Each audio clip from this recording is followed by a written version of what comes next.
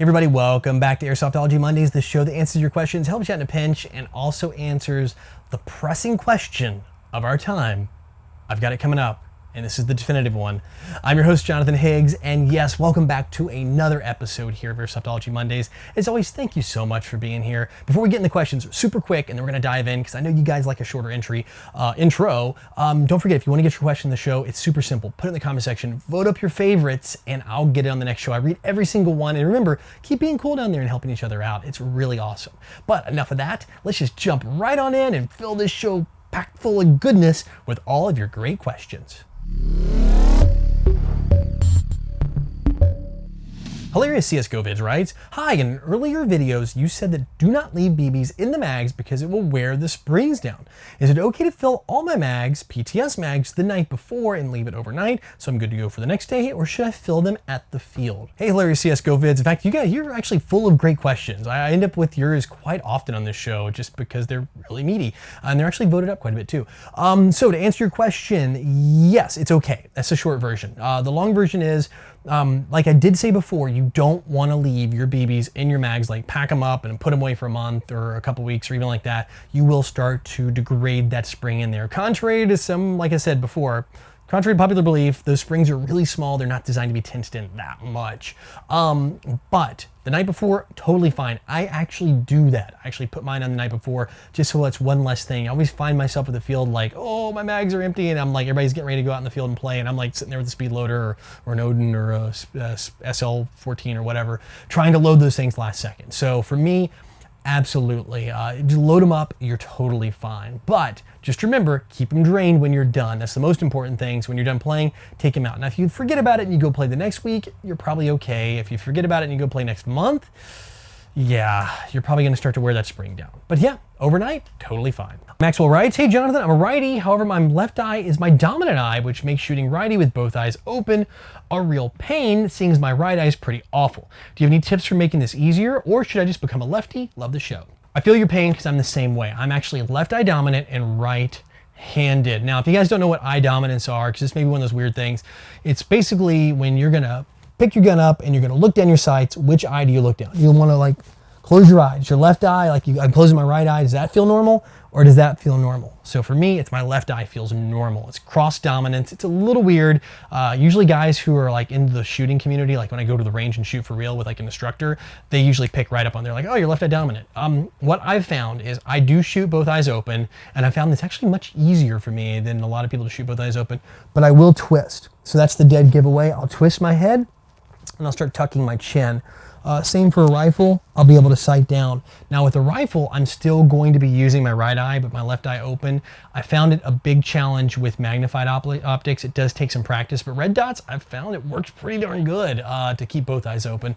So for pistols, definitely start tucking. For rifles, just practice keeping that eye open. And also I found that the more I've practiced with my gun, the more I can snap shoot, meaning I'm fairly accurate without having to like really look through my red dot, and just kind of like just generally have that red dot as a ring for me to go, okay, they're in that area, and I can usually target my target pretty darn well in that circle. So try that out. It does take practice for somebody like me. If you guys, most time you're typically not a lefty and right eye dominant, that's pretty rare, but I'm sure there are a few guys out there watching this. But yeah, being that right-handed and left eye dominant, it's a little more common. It can be a pain, but it can be a boost because both eye open shooting really can work for you once you work into it. Vincent Gabriel writes, "Hi Jonathan, what's up my dude? What's your opinion on tri-shot shotguns, or should I just drop the extra cash and get a gas shotgun? Or get both? I just picked up a Marui Breacher, which is a tri-shot or 6-shot, depending on which switch you want to put. It does have 3 barrels, and it's gas. It is so much fun. But if you don't have the budget for that, I mean, they are kind of pricey and actually really hard to find in the United States.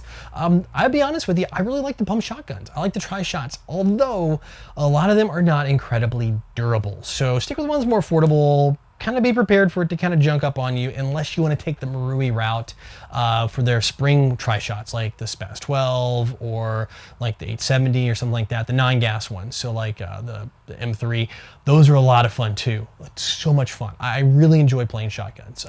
So if you're not going to spend the Marui money, on either the spring or the gas version because they're kind of close in price. Just get a cheaper one, and then if it breaks, it breaks. It's not that big of a deal.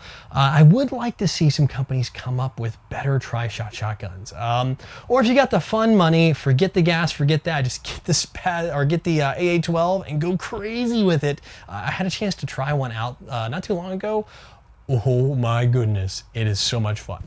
But yeah, none of that. I would just say outside of all those things, definitely just go with the cheap one or get the Marui if you're going to go with the Springer. Smitty Corbin Jaegerman Jensen writes, question, AK or M4? All right, so this was the #1 voted up question this week, and I have to give you guys the answer. I mean, this thing is huge, and I know this is the debate to end all debates. Okay, so there is a huge advantage you get with one of the platforms over the other. I mean, it's like massive, and a lot of people don't realize it. So when you do it, you just got to make the choice, but it's a big trick. So if you're going to pick a platform, you definitely have to go with... Okay, man, that's it for questions this week. I'm sorry, I had to troll you on that last one. Before we get into the video, I know it's playing right now. Seriously though, I run both. I do run both AK or M4. I did want to leave you guys hanging with a total troll answer there.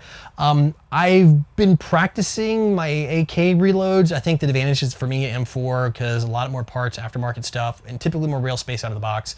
But the M4 gives you, I guess, less mag capacity. The AK, pain on the mag reloads and less real space out of the box, but I think it's just a cool platform. Also, the fire selector is kind of a pain. Once you mod it though, I really like the AK. I'm kind of becoming an AK guy. But anyway, I know I'm answering a question while we're in the video recommendation of the week by Code Red headset section. But yes, this video, trust me, it's worth just letting it play. Unbelievable, and I can't believe I just found this. I'm sure you guys have seen it. It's like 10 million views. It is the War Thunder trailer. It came out in 2014, toward the end of 2014, for the game War Thunder. Incredible little short live action film. I mean, just jaw-dropping awesomeness, and I can't, like I said, I cannot believe I haven't seen this video before. So if you guys haven't checked it out, absolutely, positively, if you don't click that link down there that often, definitely, when this video's over, wait till the end, go down to the description and click the link and watch this. I don't care if you're a fan of that, you know, kind of World War II-ish, World War I, Trench Warfare, it's more World War II anyway.